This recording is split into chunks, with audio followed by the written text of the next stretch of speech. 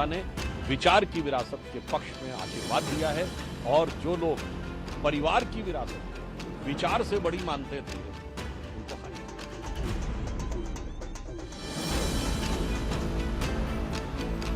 सभी जाति धर्म के लोगों का मैं आभार व्यक्त करता हूं और उन्होंने बहुत बड़ी जीत हमें दी है।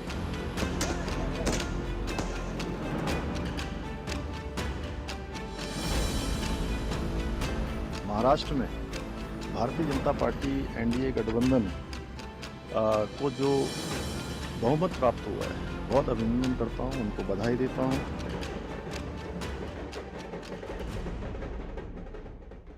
ये जश्न, ये मिठाई, ये ढोल नगाड़े महाराष्ट्र में चली महायुति की सुनामी के लिए हैं, उसकी प्रचंड जीत के लिए हैं, विधानसभा चुनाव में ऐतिहासिक फतह के लिए हैं। महाराष्ट्र में महायुति ने अपने विरोधियों को चारों खाने चित कर बता दिया कि अगले 5 साल वो सत्ता के सिंहासन पर सवार होने जा रही है। इस जीत की मैन ऑफ द मैच रही बीजेपी। महाराष्ट्र में महायुति की इस महाविजय की सबसे बड़ी वजह लाडली बहना योजना को बताया जा रहा है। महाराष्ट्र चुनाव से पहले शिंदे सरकार ने लाडली बहना योजना शुरू की, जिसमें महिलाओं के लिए 1500 रुपए हर महीने दिए गए। चुनाव प्रचार के दौरान महायुति ने इस राशि को 2100 रुपए हर महीने देने का वादा किया। एक रिपोर्ट के मुताबिक इस योजना के प्रचार पर ही 200 करोड़ रुपए खर्च किए गए। 20 नवंबर को एक किस्त भी जारी की गई थी। महाराष्ट्र में इस बार 66.05% वोटिंग हुई। 2019 के मुकाबले इस बार लगभग 5% ज्यादा लोगों ने अपने मताधिकार का इस्तेमाल किया। खास बात यह है कि इस बार महिला वोटरों की संख्या पुरुष वोटरों से कहीं ज्यादा रही। चुनाव आयोग के मुताबिक 3,06,49,318 महिलाओं ने वोट डाले। धुले में तो महिलाओं ने रात तक मतदान किया।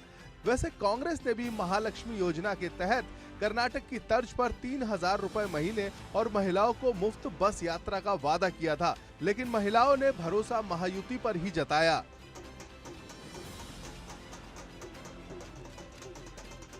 ऐसे सरकार में हम निर्णय जो लिए, सरकार अगर चाहेगी तो क्या कर सकती है, सर्वसामान्य आदमी के लिए, आम आदमी के लिए, लाडली बहनाओं के लिए, किसानों के लिए, लाडले किसान, लाडले भाई, सभी के लिए ये जो योजना है की, और निश्चित रूप से हमने जो किया है उसको लोगों ने प्राथमिकता दी है और आशीर्वाद भी दिए, और इसीलिए ये मैं सभी कार्यकर्ताओं को धन्यवाद देता हूँ महायुति के, जिन्होंने मेहनत की।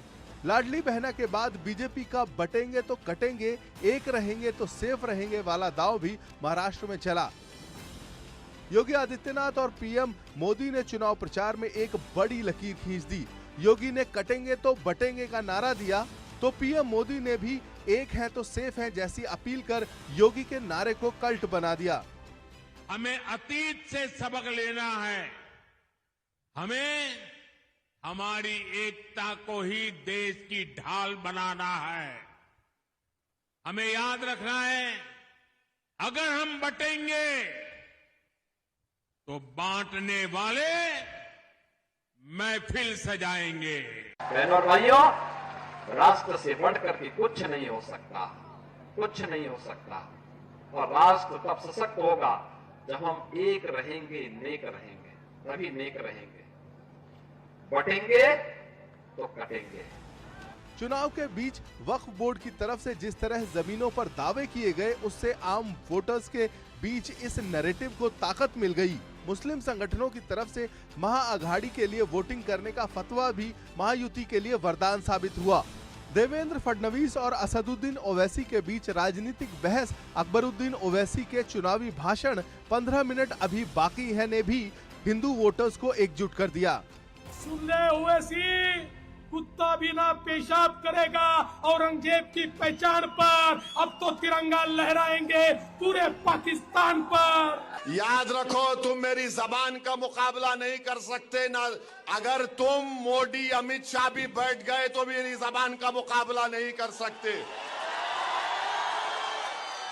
इन्हों क्या बोले, इन्हों क्या बोले, ए ओवैसी, वो क्या बोले, ये ओट जिहाद, धर्म युद्ध, हम इलेक्शन कमीशन ऑफ इंडिया से पूछना चाहते हैं, क्या ये जबान इलेक्शन के कानून के ताबे है या उसके खिलाफ है? इलेक्शन कमीशन ऑफ इंडिया जवाब दो।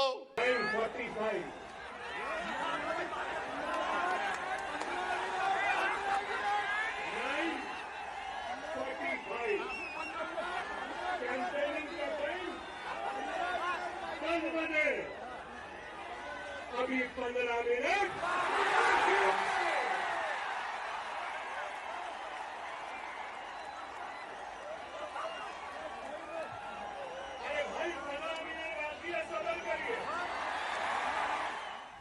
गठबंधन ने हिंदू वोटों के ध्रुवीकरण के बटेंगे तो कटेंगे और एक है तो सेफ है के नारे का सहारा लिया, तो दूसरी तरफ एनसीपी ने मुस्लिम कैंडिडेट्स को सपोर्ट करके जता दिया कि वो मुसलमानों की विरोधी नहीं है। चुनावों के ठीक पहले एकनाथ शिंदे ने मदरसों के शिक्षकों की सैलरी बढ़ाकर भी गठबंधन की तरफ से ये संदेश दिया।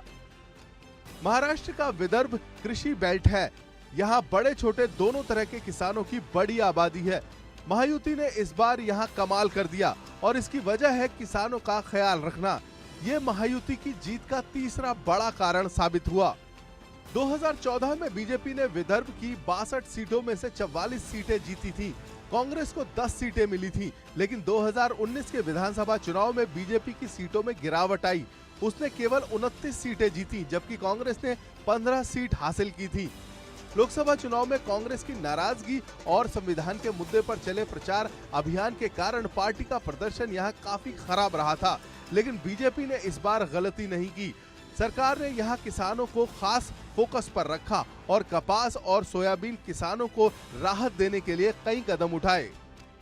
महाराष्ट्र में महायुति की जीत में इस बार आरएसएस की भी बड़ी भूमिका रही। राज्य में आरएसएस की जमीनी पकड़ काफी है।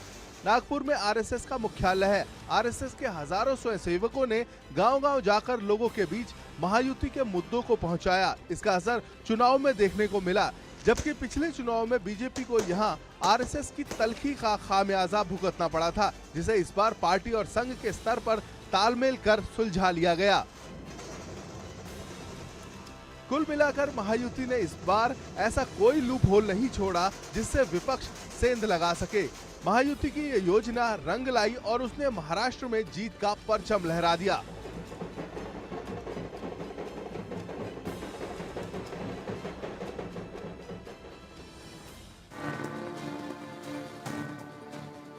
महाराष्ट्र में महायुति की जीत हुई है और बीजेपी एक बार फिर सबसे बड़ी पार्टी बनी है। ऐसे में अब सवाल ये है कि महाराष्ट्र के सीएम का ताज किसके सिर सजेगा?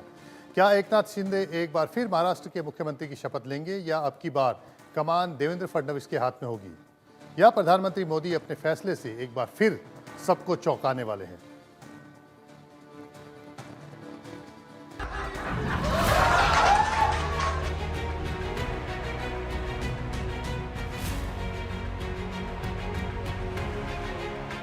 महाराष्ट्र में महायुति ने कमाल कर दिया, जीत की आंधी चलाकर अपने विरोधियों को चौंका दिया। लेकिन अब इस जीत के बाद बड़ा सवाल यह है कि महाराष्ट्र का अगला सीएम कौन होगा? क्या शिंदे दोबारा शपथ लेंगे या फिर फडणवीस सीएम की कुर्सी पर विराजेंगे? शिवसेना में एकनाथ शिंदे की बगावत के बाद महाराष्ट्र में महायुति सरकार बनी, लेकिन उस समय 105 सीटों वाली बीजेपी ने तय किया वो शिंदे के नेतृत्व में आए नए दल को समर्थन देगी। शिंदे को सीएम पद मिला और फडणवीस बने डिप्टी सीएम। इस तरह महायुति सरकार का पूरा कार्यकाल बिना किसी खींचतान के निपटा। ऐसे में अब जब बीजेपी ने अपनी जीत के आंकड़े को और बढ़ा दिया है, तो क्या समय आ गया है एकनाथ शिंदे बीजेपी को रिटर्न गिफ्ट में सीएम की कुर्सी सौंपे? हालांकि इस पर अभी कोई खुलकर नहीं बोल रहा है।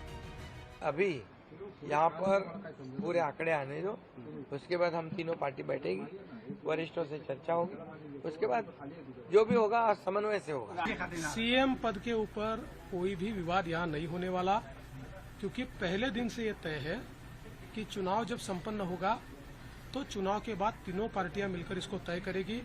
हमारे नेता आदरणीय होम मिनिस्टर साहब ने प्रेस कॉन्फ्रेंस में ये बहुत स्पष्ट शब्दों में बताया है कि चुनाव के बाद तीनों पार्टियां बैठेगी और इसका निर्णय करेगी। बड़े नेता खुलकर कुछ भी नहीं कह रहे हैं, लेकिन दोनों पार्टियों के समर्थक अपने अपने सीएम का दावा कर रहे हैं। वाशिम शहर में देवेंद्र फडणवीस को महाराष्ट्र के मुख्यमंत्री के रूप में दर्शाने वाले पोस्टर लगाए गए हैं। इन सब के बीच महाराष्ट्र के डिप्टी सीएम देवेंद्र फडणवीस ने एक ट्वीट किया जिसमें उन्होंने लिखा, एक है तो सेफ है, मोदी है तो सब मुमकिन है। महायुति एक बार फिर महाराष्ट्र में सरकार बनाने के लिए तैयार है। इसके बाद उनकी मां सरिता फडणवीस का बयान सामने आया। उन्होंने कहा बेशक उनका बेटा मुख्यमंत्री बनेगा।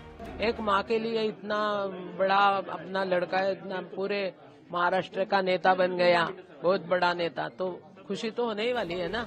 इसमें कोई शक नहीं है कि बीजेपी सबसे बड़ी पार्टी है और जिस तरह से माहौल बनाया जा रहा है मुख्यमंत्री भी उसी का हो।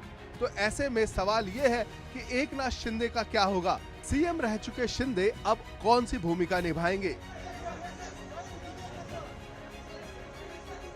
माना जा रहा है कि शिंदे विजयी गठबंधन में फडणवीस के डिप्टी नहीं बनेंगे। उम्मीद जताई जा रही है शिंदे को मोदी सरकार की केंद्रीय कैबिनेट में कोई बड़ा मंत्रालय सौंपा जा सकता है ताकि महाराष्ट्र में उनकी पार्टी के नेताओं और वोटरों में शिवसेना को मजबूती से स्थापित किया जा सके। ये बताया जा सके कि बाल ठाकरे की विरासत के असली हकदार वो ही हैं। उन्हें वैसा ही सम्मान दिया जा रहा है जैसा बाल ठाकरे के समय शिव सैनिकों को दिया जाता था। लेकिन फिलहाल ये सब संभावनाएं ही हैं और ये हकीकत में बदलती है या नहीं, इसके लिए थोड़ा इंतजार करना पड़ेगा।